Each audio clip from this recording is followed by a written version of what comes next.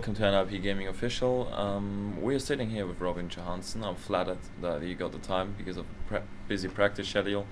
Finally got you. And Fifflaren, like, the question that is bugging most of the people actually is, how did you and Freeberg, especially you, end up in NiP? Like, what was the story behind that? Well, I think when we first started playing CSGO in the beta, we were just playing a lot of gathers with each other. Both Forest and Getright was probably the two of the 1.6 players playing the most, since Exis was still active in 1.6. And then we just started playing together. In the beginning, I think people thought that it would be pretty much the same lineup except PDK instead of me. But then Nicholas was actually the one who approached me asking if I wanted to play, because the guys wanted to play with me. And then as well as Freiburg. So I think that's pretty much how it all started. You know, we just started getting along from the beginning, even back in the days when we just started playing gathers together. So I'd say it was a pretty perfect mix. And since then, like, you've had a lot of success, and in the recent games, like, let's face it, you didn't always top frag. It wasn't really your role.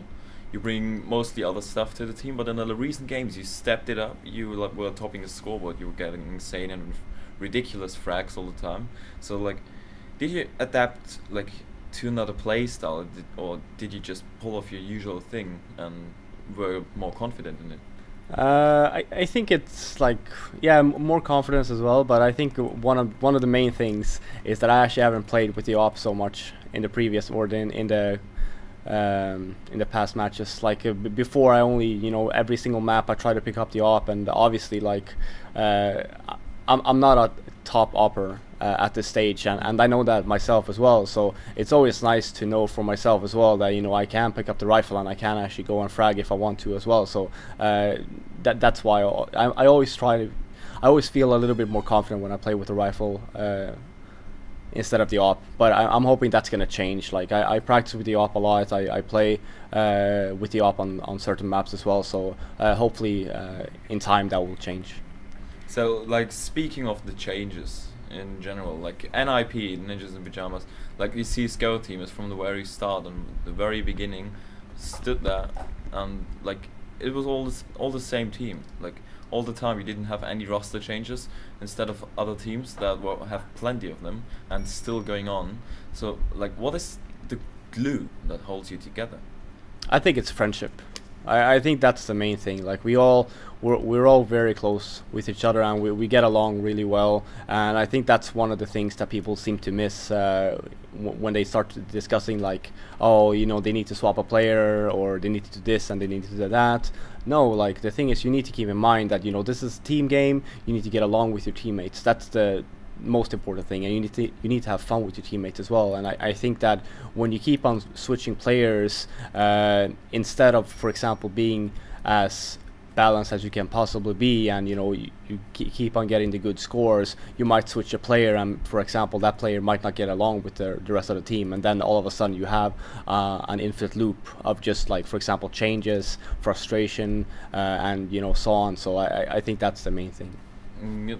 Now, like, jumping to a complete at the time. Back in 2007 or 8, I can't really remember, you were playing in CGS. Like, in the time frame between CGS and now, like, what did change? Did, like, the playing experience completely change? Like, are you more eager to play? Are you more focused? Is the new game bringing completely, like, a new spirit in you? Or is it like, yeah, are the events better, or was the CGS just the top notch of your career, where you say, like, that was the best one and I'd rather go back to it than be like where I am now? I think that when CGS died in 2008, I think that pretty much every single Source player out there lost their motivation to play. That's why I still feel like after 2008 the Source scene was a bit weaker than it was, like, when it first started. I'm not taking anything away from the teams that was, you know, top contenders after CGS. Like, I mean, they put in dedication and everything as well. But I think that for most people, for me as well, like, when CGS died, I pretty much lost motivation to compete. And then back in 2011, I think, again, I started playing a little bit more seriously again. I want to actually become a shotcaster at one stage as well, because I still wanted to be involved in the game, but I felt like I don't really want to play it anymore. And then this opportunity came, you know, starting playing CSGO. It's a new game. I tried it out a little bit before, and then, you know, I got to play with these amazing teammates, and, you know, like the motivation comes back.